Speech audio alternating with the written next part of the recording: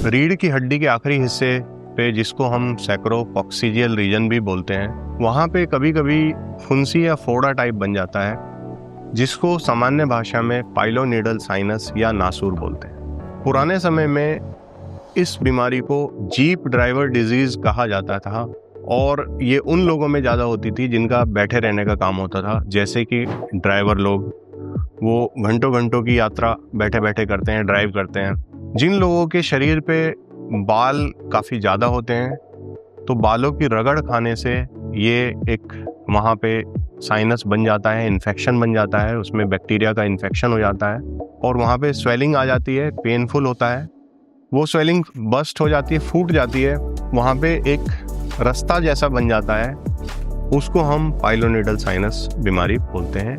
इसको सामान्य भाषा में हम नासूर बोलते हैं। इसमें जो आपके बाल होते हैं, वो बाल काफ़ी मात्रा में कई बार फंस जाते हैं अंदर साइनस में, और ये आप दवा खाते हो, एंटीबायोटिक दवा खाते हो या दर्द के लिए दवा खाते हो, तो टेम्परेरी कुछ समय के लिए आपको राहत मिल जाती है, लेकिन वो साइनस पूरी तरह ठीक नहीं होता, क्योंकि वो एक टनल जैसा स्ट्रक्चर बन गया है, वहाँ पे एक सुरंग जैसा स्ट्रक्चर बन गया है और उसमें बाल और गंदगी पूरी फंसी हुई है। तो इसका लाइन ऑफ ट्रीटमेंट की अगर बात करते हैं हम, तो केवल और केवल ये सर्जिकली क्योर हो सकता है, या फिर इसको हम आयुर्वेद क्षारसूत्र चिकित्सा से पूरी तरह ठीक कर सकते हैं। अगर हम बात करते हैं फिस्टुला इन एनो और पाइलोनीडल साइनस में डिफरेंस की, तो जो बीमारी फिस्टुला इन एनो या भगंदर जो बीमारी होती है, उसमें जो साइनस मतलब हमारा जो ट्रैक है, वो लैट्रिन के रास्ते से एनल कैनाल से कनेक्टेड होता है और बाहर वो किसी भी पॉइंट पे खुलता है। इसमें पाइलोनीडल साइनस या नासूर में बात यह है कि वो लैट्रिन के रास्ते से एनल कैनाल से अंदर से कनेक्टेड नहीं होता, वो स्किन से बना साइनस और वो अंदर एक जाके रुक गया वहाँ पे, उसमें इंटरनल ओपनिंग कोई दूसरी ओपनिंग इन जनरल नहीं होती। अगर इसको टेस्ट की हम बात करें, तो इसमें एमआरआई की जांच हम करवा सकते हैं। एमआरआई में इसका पूरा साइनस की डिटेल आ जाती है।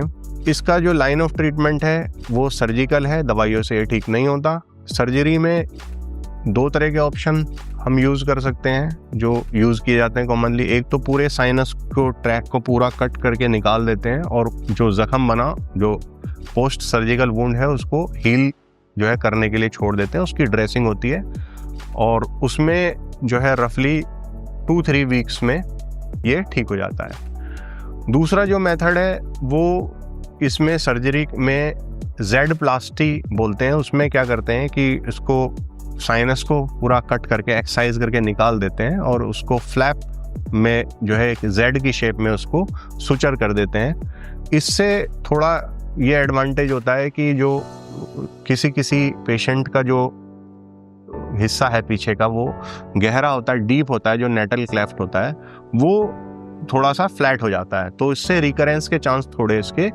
कम हो जाते हैं। और आयुर्वेद जो ट्रीटमेंट है इसमें, जो क्षारसूत्र चिकित्सा है, वो एक्सीलेंट है और उसमें जो बाकी जो मेथड है सर्जरी के, उसकी तुलना में रेट ऑफ रिकरेंस बहुत कम है और जो दोबारा होने के चांस हैं वो बिल्कुल न्यूनतम है। उसके अलावा जो क्षारसूत्र चिकित्सा है उसमें केवल उतना ही टिश्यू खत्म होता है जो साइनस का खराब टिश्यू है, केवल वही जो है आपका कटता है, बाकी जो हेल्दी टिश्यू है उसको कोई नुकसान नहीं पहुंचता compare to open surgery. Open surgery में काफ़ी जो है ज़्यादा संख्या मात्रा में हेल्दी टिश्यू को भी कट करना पड़ता है। जैसे फिस्टुला इन एनो में हम क्षारसूत्र चिकित्सा करते हैं, वैसे ही पाइलोनीडल साइनस में भी जो एक्सटर्नल ओपनिंग है उसको अंडर एनेस्थीसिया, लोकल एनेस्थीसिया में ही ज़्यादातर केस हो जाते हैं और किसी जनरल एनेस्थीसिया या स्पाइनल एनेस्थीसिया की ज़रूरत नहीं पड़ती है। साइनस में प्रोब डाल के और उसको दूसरी तरफ जहाँ तक साइनस है वहाँ से निकाल लेते हैं सावधानी से।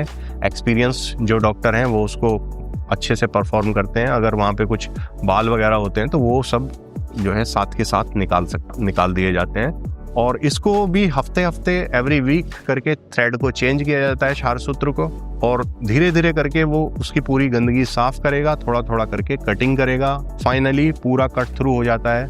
नॉर्मली 6 to 8 वीक्स में पाइलोनेडल साइनस पूरी तरह ठीक हो जाता है।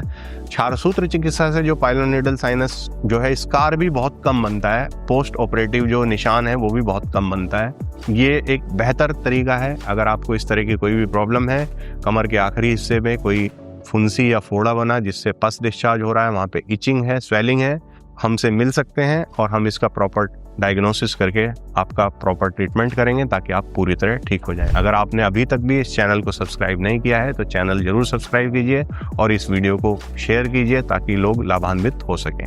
धन्यवाद।